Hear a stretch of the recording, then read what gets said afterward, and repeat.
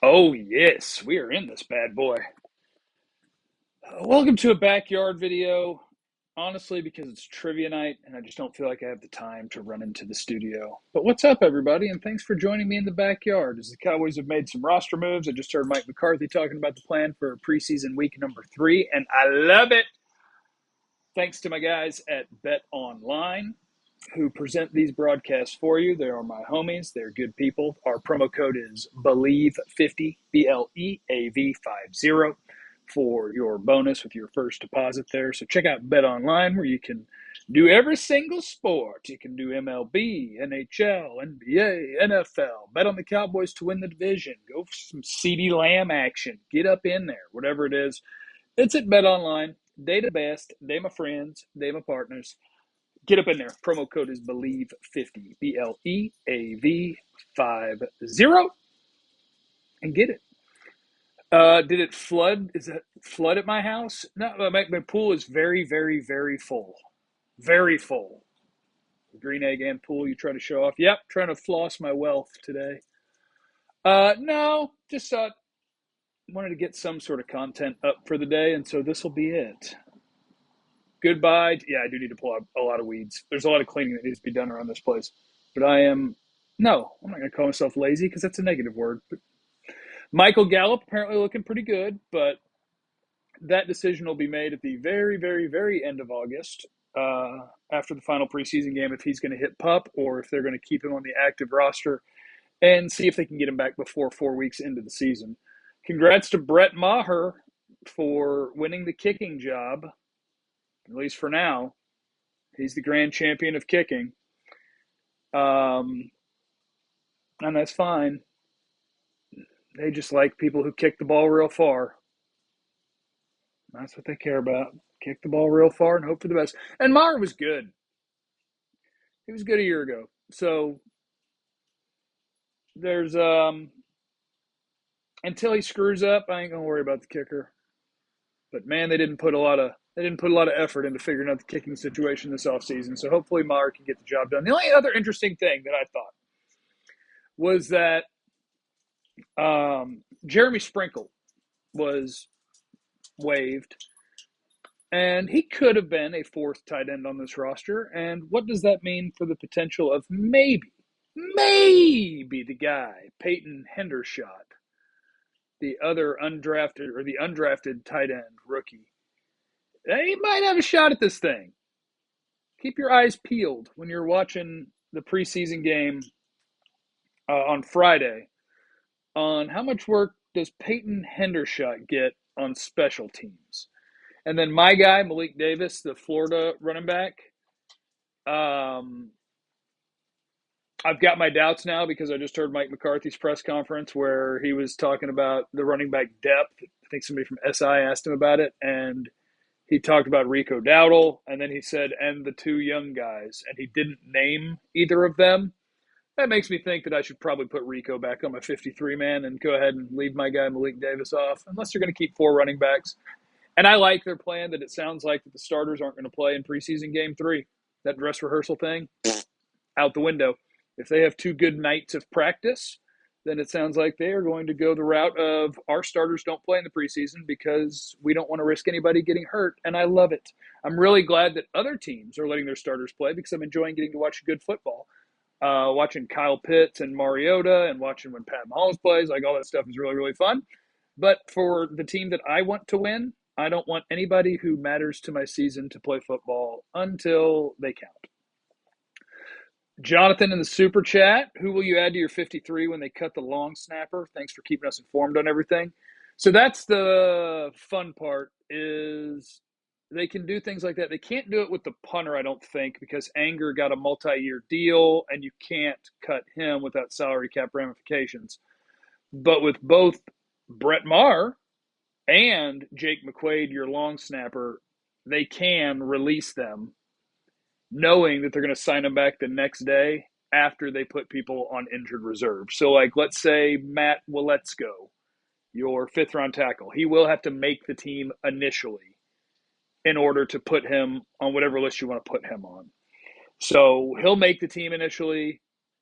James Washington could be the name that makes the team initially so that you can put them on whatever list you want to put them on.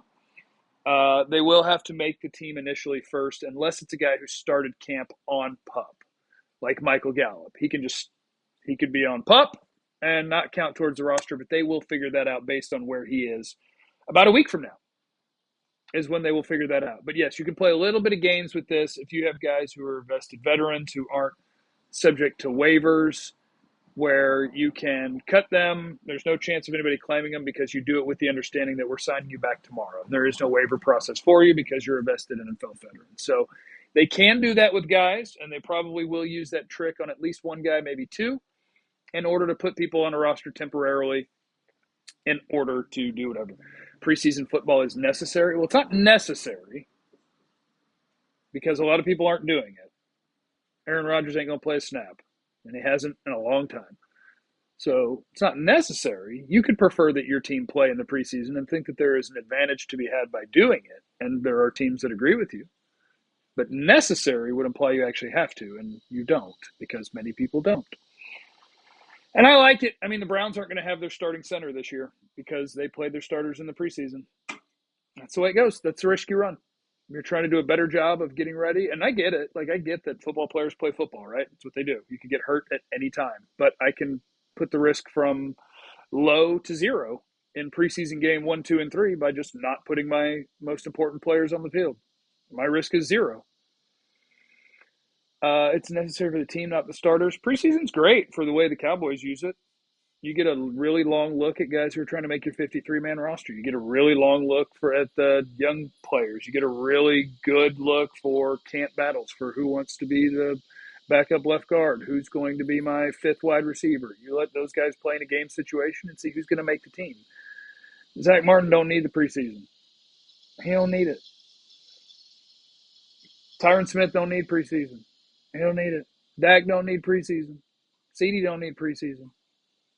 Because if, God forbid, something happened to one of those guys, your season is in trouble. Did I miss a super chat? Jonathan, who you add to your 53 when they cut the long snapper? Yeah, I think it'll be used for like a Matt Letzko or James Washington, somebody to sneak on, to then put on an injury list, and then bring back the long snapper. Who do I think will make the second string QB? I'll go for it. I'll say Will Grier.